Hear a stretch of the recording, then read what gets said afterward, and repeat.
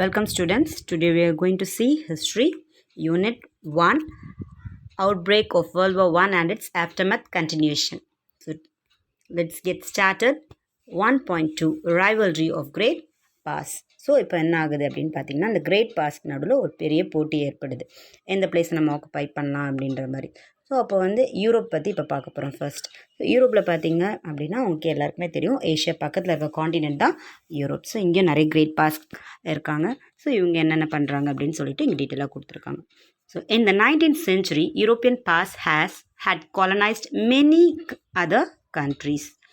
By 1880, most of the Asian countries had been colonized. So இந்த 19th centuryயில் பார்த்தீங்க அப்படின்னா இந்த யூரோப்பியன் பாஸ் வந்து என்ன பண்ணுறாங்கன்னா மோஸ்ட் ஆஃப் த கண்ட்ரீஸை வந்து இவங்களோட அண்டரில் கொண்டு வந்துடுறாங்க, காலனைஸ் பண்ணிடுறாங்க. 1880 பார்த்தீங்கன்னா ஏஷியாவில் இருக்கக்கூடிய கண்ட்ரீஸ் மோஸ்ட்லி வந்து இவங்களோட காலனைஸ்டாக ஆகிடுது. So only Africa was left. The occupation, division and colonization of Africa took place from 1881 to 1914. So most of the Asian countries வந்து ஆக்குப்பை ஆகிடுது. ஆஃப்ரிக்கா மட்டும்தான் வந்து லெஃப்ட் ஆகுது. ஸோ அங்கேயும் வந்து 1881லேருந்து 1914 என்ன பண்ணிடுறாங்க அப்படின்னு பார்த்தீங்க அப்படின்னா நம்மளுடைய ஆஃப்ரிக்காவை வந்து டிவைட் பண்ணி அங்கே வந்து இவங்க பிளேசஸ்லாம் ஆக்குப்பை பண்ணி காலனைஸ் பண்ணிடுறாங்க. ஸோ இது வந்து எந்த பீரியட் 1881 to 1914 வரைக்கும் இந்த வேலை வந்து அவங்க பார்க்குறாங்க. நெக்ஸ்ட் வந்து என்ன ஆகுது அப்படின்னு பார்த்தீங்கன்னா England, France, Belgium, Italy and Germany joined in the scramble for colonies. So இவங்க போய் ஆஃப்ரிக்காவில் உள்ளே போயிட்டு அங்கே போய் இவங்க வந்து காலனைஸ் பண்ணிவிட்டு இது என்னோடய பிளேஸ் உன்னோட பிளேஸ் அப்படின்னு சொல்லிட்டு இந்த கிரேட் பாஸ் இருக்காங்கல்ல இந்த இங்கிலாந்து, ஃப்ரான்ஸ், பெல்ஜியம் இவங்க எல்லாமே என்ன பண்ணுறாங்க அப்படின்னா சண்டை போட்டுக்கிறாங்க. The next paragraph, clashes amongst great pass. So great pass இந்த கிரேட் பாஸ் நடுவில் என்னென்ன கிளாஷஸ் ஏற்படுது, என்னென்ன பிரச்சனைகள் ஏற்படுது அப்படின்னு சொல்லிட்டு நம்ம பார்க்க போகிறோம். Despite the lead in industrial growth and the control of a vast empire, England was not satisfied.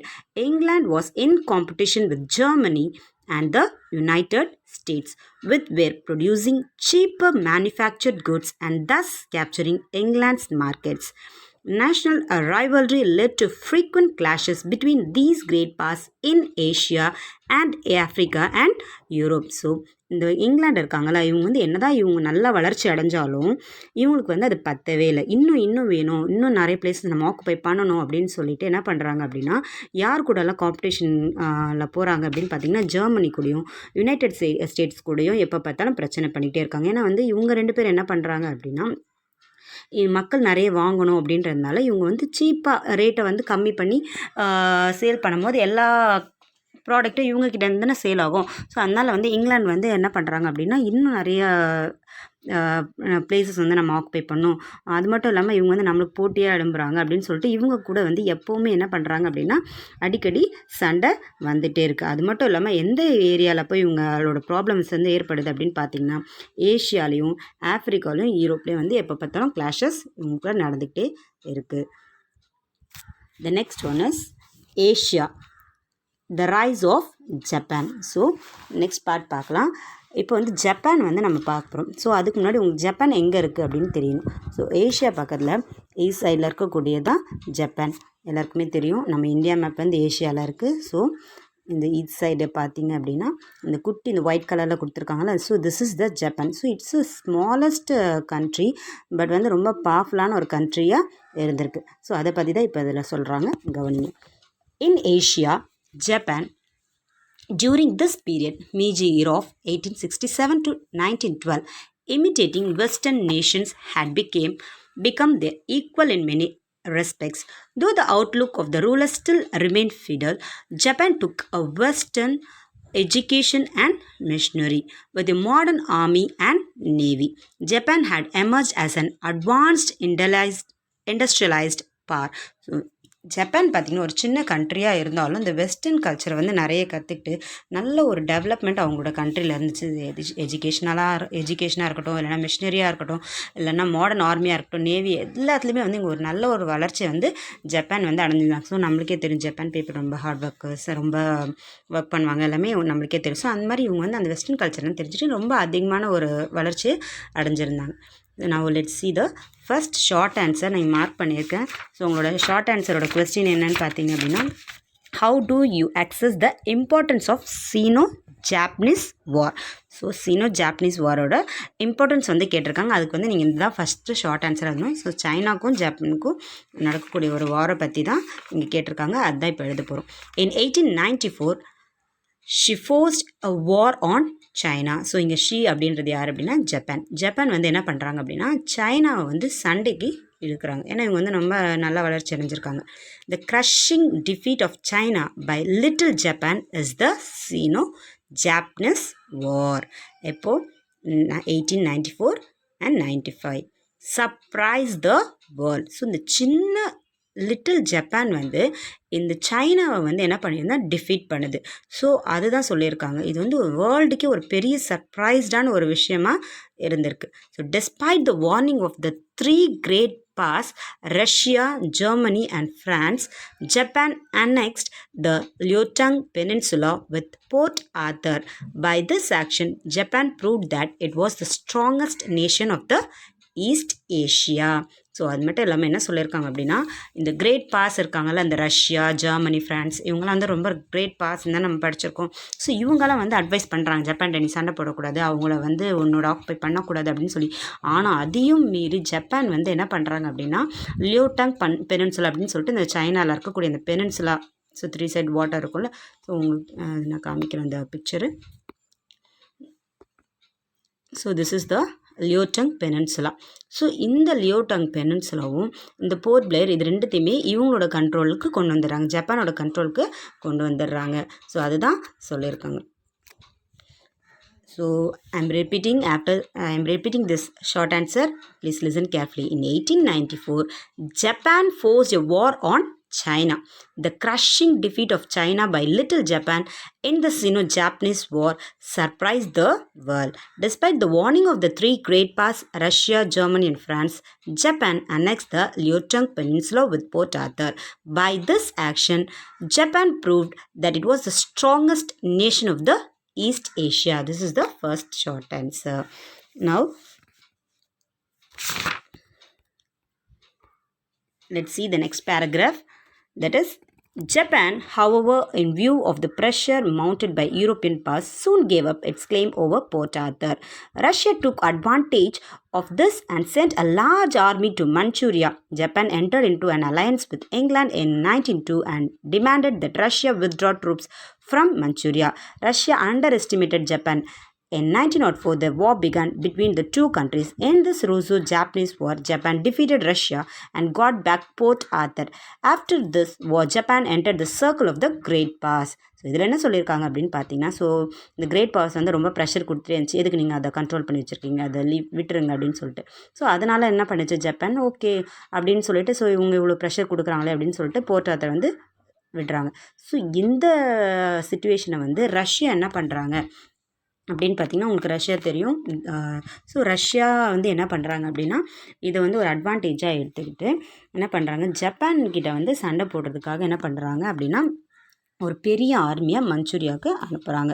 So இந்த டைமில் என்ன பண்ணிடுறாங்க அப்படின்னா ஜப்பான் வந்து இங்கிலாந்து கிட்ட வந்து ஒரு ஃப்ரெண்ட்ஷிப் ஒரு ட்ரீட்டையும் போட்டு வச்சுட்டாங்க. ஸோ இந்த டைமில் வந்து நீங்கள் எங்களுக்கு ஹெல்ப் பண்ணணும், எப்படியும் அந்த ரஷ்யா வந்து வெளியே தூக்கி அடிக்கணும் அப்படின்னு சொல்லிட்டு பிளான் பண்ணி என்ன பண்ணுறாங்க அப்படின்னா இந்த வாரில் வந்து ரஷ்யாவை வந்து ஜப்பான் வந்து தோற்கடிச்சிடுறாங்க. ஸோ அண்டர் எஸ்டிமேட் பண்ணிடுறாங்க ரஷ்யா. ஜப்பான் வந்து ஒரு சின்ன கண்ட்ரி தானே, இவங்களை நம்ம எப்படியா தோற்கடிச்சிடலாம் அப்படின்ட்டு. ஆனால் வந்து இந்த வாரில் என்ன நடக்குது, இந்த வார் பேர் என்னது ரூசோ ஜாப்பனீஸ் வார். இந்த வாரில் என்ன நடக்குது அப்படின்னு பார்த்தீங்கன்னா ஜப்பான் வின் பண்ணிடுது. மறுபடியும் அந்த போர்ட் ஆர்த்தர் ஜப்பான் கிட்டேயே வந்தது. இப்போ வந்து ஒரு ஜப்பான் வந்து நம்ம வேர்ல்டுலேயே ஒரு பெரிய ஒரு கிரேட் பவராக இது வந்து உருவெடுக்குது. ஸோ மற்ற கிரேட் பவர்ஸ் மாதிரி ஜப்பானும் என்ன பண்ணுறாங்க அப்படின்னு பார்த்தீங்கன்னா நாங்களும் கிரேட் பவர் தான் அப்படின்னு சொல்லிட்டு இந்த இடத்துல நிரூபிக்கிறாங்க. So this is the thing. The next paragraph we are going to see is strong arm diplomacy of Japan. இப்போ ஜப்பான் வந்து ஒரு பெரிய ஒரு ஸ்ட்ராங்கஸ்ட் ஒரு நேஷனாக ஒரு கிரேட் பவராக ஆகிடுச்சு. இப்போ வந்து இந்த ஜப்பான் வந்து என்னென்ன பிளேசஸ்லாம் வந்து இதோட கண்ட்ரோலுக்கு கொண்டு வருது அப்படின்னு சொல்லிட்டு தான் இப்போ நம்ம பார்க்க போகிறோம். After 1905 Japan took control of Korean domestic and foreign policy. So 1905க்கு அப்புறமா என்ன ஆகிடுது அப்படின்னா பக்கத்தில் இருக்கக்கூடிய நேஷனான ஒரு கொரியன் நேஷனை வந்து அதில் இருக்கக்கூடிய ஃபாரின் பாலிசி, டொமஸ்டிக் பாலிசி எல்லாமே ஜப்பானோட கண்ட்ரோலில் கொண்டு வருது. The assassination of a prominent Japanese diplomat provided the excuse in 1910 for Japanese annexation of Korea. The confusion in China following the downfall of the Manchu dynasty in 1912 provided Japan an opportunity for further expansion. So என்ன ஆகுது அப்படின்னு பார்த்தீங்கன்னா, இந்த டைமில் வந்து 1910 வந்து ஜப்பானை சேர்ந்த ஒரு என்ன சொல்லலாம் அப்படின்னா, இந்த தூதரக உயர் அதிகாரி வந்து என்ன ஆயிடுறாரு, கொல்லப்படுறாரு. ஸோ அதனால் வந்து இவங்க என்ன பண்ணிடுவாங்க, ஜப்பான் வந்து இந்த மஞ்சூரியா வந்து ஃபுல் கண்ட்ரோலில் இவங்களே எடுத்துருவாங்க. ஸோ அந்த டைமில் சைனாலையும் வந்து அந்த மஞ்சு டைனஸ்டி அப்படின்ற ஒரு டைனஸ்டியிலேருந்து ரூலாக போயிட்டுருக்கோம். ஸோ அங்கேயும் ஒரு கன்ஃபியூஷனாக இருக்கிறதுனால இந்த கொரியன் வந்து ஃபுல்லாக ஜப்பான் கண்ட்ரோலில் வந்துடும். Japan demanded the transfer of German rights in Shandong to Japan and the recognition of the Japanese hold over Manchuria. இந்த டைமில் ஜெர்மன் பார்த்தீங்க அப்படின்னா ஷாண்டங் அப்படின்ற ஒரு பிளேஸ் வந்து ஜெர்மனோட கண்ட்ரோலில் இருக்கும். ஸோ ஜெர்மன் கிட்ட வந்து ஜப்பான் வந்து சொல்லும், இந்த மாதிரி இந்த பிளேஸ் வந்து எங்களோடது, நாங்கள் ஆக்குபை பண்ணிட்டோம், ஸோ அதனால் நீங்கள் வந்து இந்த இடத்த வந்து எங்களுக்கு தான் விட்டு கொடுக்கணும் அப்படின்னு சொல்லிட்டு ஜப்பான் வந்து இதோட ஸ்ட்ராங் ஆர்மா வந்து ஜெர்மனிட்டு காமிக்குது. So Japanese hold over Manchuria. This strong arm diplomacy aroused the hostility of both China and the European powers. So இந்த ஒரு விஷயம் என்ன ஆகுது அப்படின்னு பார்த்தீங்க, இந்த ஸ்ட்ராங் ஆர்ம் டிப்ளமசி ஜப்பானோடது வந்து என்ன ஆகுதுன்னா ஒரு பகையை வந்து உண்டாக்குது. ஸோ ஜப்பானுக்கும் யூரோப்பியன் பவர்ஸ்க்கும் அப்படின்னு சொல்லியிருக்காங்க. ஸோ மஞ்சூரியா நீங்கள் பார்த்தீங்கன்னா ஜப்பான் பக்கத்தில் இருக்கக்கூடியது, சைனா பக்கத்தில் இருக்கக்கூடியது தான் இந்த மஞ்சூரியா. ஸோ இந்த பிளேஸும் வந்து ஜப்பானோட கண்ட்ரோலில் வருது. The next one, last paragraph of 1.2 is colonization and its fallout. In 1876, barely 10% of Africa was under European rule. By 1900, practically the whole of Africa was colonized. என்ன சொல்லியிருக்காங்க அப்படின்னு பார்த்தீங்கன்னா, 1876லலாம் ஆஃப்ரிக்காவில் வந்து ஒரு 10% தான் வந்து ஆக்குபை பண்ணியிருந்தாங்க. ஆனால் பை 1900லலாம் பார்த்தீங்க அப்படின்னா whole of the Africa was colonized, okay, by Britain, France and Belgium had divided the continent between them, leaving a few areas for Germany and Italy. So ஆஃப்ரிக்காவில் இருக்கக்கூடிய ஃபுல் பிளேஸுமே இந்த பிரிட்டன், ஃப்ரான்ஸ் அண்ட் பெல்ஜியம் வந்து என்ன பண்ணிடுவாங்க, பிரித்து எடுத்துப்பாங்க, சண்டை போட்டு பிரித்து எடுத்துப்பாங்க. ஸோ கொஞ்சம் ஏரியா மட்டும் ஜெர்மனுக்கும் இட்டாலிக்கும் விட்டு கொடுத்துருப்பாங்க. Then Britain, France, Russia and Germany also established spheres of influence in China. அது மட்டும் இல்லாமல் இந்த பிரிட்டன், ஃப்ரான்ஸ், சைனா, ஜெர்மனி வந்து என்ன பண்ணுறாங்க, ஆஃப்ரிக்கா பார்த்ததுன்னு சைனாலையும் இவங்களோட ஆதிக்கத்தை வந்து செலுத்துகிறாங்க. Japan took over Korea and Taiwan. So Japan என்ன பண்ணுறாங்க, கொரியாவையும் தைவானும் இவங்க கண்ட்ரோலில் எடுத்துக்கிறாங்க. France conquered Indochina. France என்ன பண்ணிடுறாங்க, இண்டோ சைனாவை கான்குவர் பண்ணிடுறாங்க. The USA took the Philippines from Spain and Britain and Russia agree to partition Iran. So US என்ன பண்ணியிருப்பாங்க அப்படின்னு பார்த்தீங்கன்னா பிலிப்பைன்ஸ் ஃப்ரம் ஸ்பெயின் கிட்டேருந்து பிலிப்பைன்ஸை சண்டை போட்டு வாங்கிப்பாங்க. பிரிட்டனும் ரஷ்யாவும் ஈரானை வந்து நம்ம 2 பேரும் தனித்தனியாக பிரிச்சுக்கலாம் அப்படின்னு சொல்லிட்டு ஈரானை வந்து 2ஆக பிரித்து வாங்கிடுவாங்க. ஸோ இதுதான் வந்து என்னது அப்படின்னு பார்த்தீங்கன்னா colonisation and it's fall out அப்படின்னு சொல்கிறாங்க. ஸோ எந்தெந்த பிளேஸில் போயிட்டு எங்கள் பிளேஸ் சொல்லிட்டு ஆக்குபை பண்ணுறது. The first European attempts to carve out colonies in Africa resulted in bloody battles. So என்ன சொல்கிறாங்க அப்படின்னு பார்த்தீங்கன்னா, யூரோப்பியன் வந்து முதல்ல சும்மா போனோன்னா எல்லாம் அந்த பிளேஸ் கொடுத்துருவாங்க, அங்கே மக்கள் இருப்பாங்கல்ல. ஸோ அப்போ வந்து என்ன ஆகும், சண்டை போட்டு தானே வாங்க முடியும். ஸோ அங்கே போய் பிரச்சனை பண்ணி சண்டை போட்டு ஒரே வார் நடந்து அப்படியே ஒரு ரத்த வெள்ளமாக வந்து யூரோப்பியன் பீப்புள் வந்து ஆஃப்ரிக்காவில் ட்ரீட் பண்ணுறாங்க. The French had to fight a long and bitter war to conquer Algeria and Senegal. So French பார்த்திங்க அப்படின்னா அந்த அல்ஜீரியாவும் செனிகலையும் சண்டை போட்டு அங்கே ஒரு பெரிய ஒரு ரத்த வெள்ளமே ஓடுது. The next the British lost to the Zulus and the Sudanese army.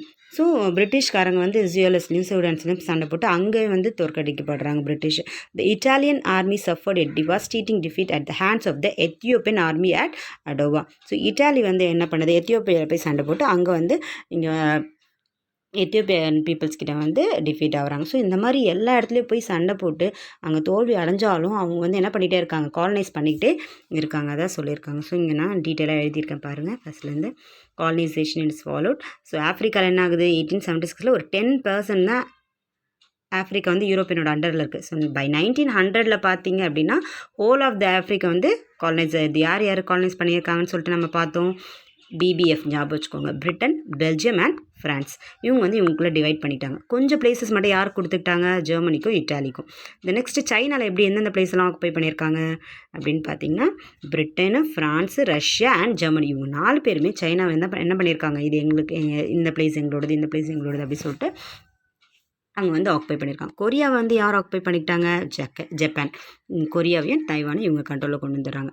France எந்தெந்த பிளேஸை ஆக்குப்பை பண்ணுறாங்க, இண்டோ சைனா அப்படின்னு சொல்லும்போது மலாய், பர்மா, தாய்லாந்து, வியட்நாம் இதெல்லாம் வந்து இண்டோ சைனாவில் வரும். ஸோ இதெல்லாம் வந்து ஃப்ரெஞ்ச் பீப்புள் வந்து என்ன பண்ணாங்க, ஃப்ரான்ஸ் வந்து ஆக்குப்பை பண்ணுது. யூஎஸ் என்ன சொன்னேன் நான், பிலிப்பைன்ஸ் ஃப்ரம் ஸ்பெயின்லேருந்து பிலிப்பைன்ஸ் வந்து என்ன பண்ணிடுறாங்க, யூஎஸ்ஏ வந்து வாங்கிடுறாங்க. பிரிட்டனும் ரஷ்யாவும் என்ன பண்ணிடுவாங்க, ஈரானை வந்து பார்ட்டிஷன் பண்ணிப்பாங்க, பிரிச்சுப்பாங்க. இந்த பார்ட் 1க்கு இந்த பார்ட் எனக்கு அப்படின்னு சொல்லிட்டு காலனைஸ் பண்ணியிருப்பாங்க.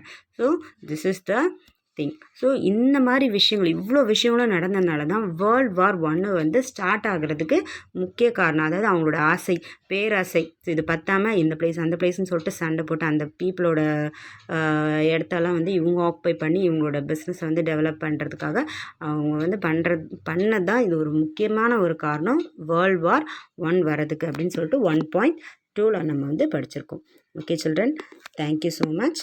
Let's continue in 1.3. Thank you.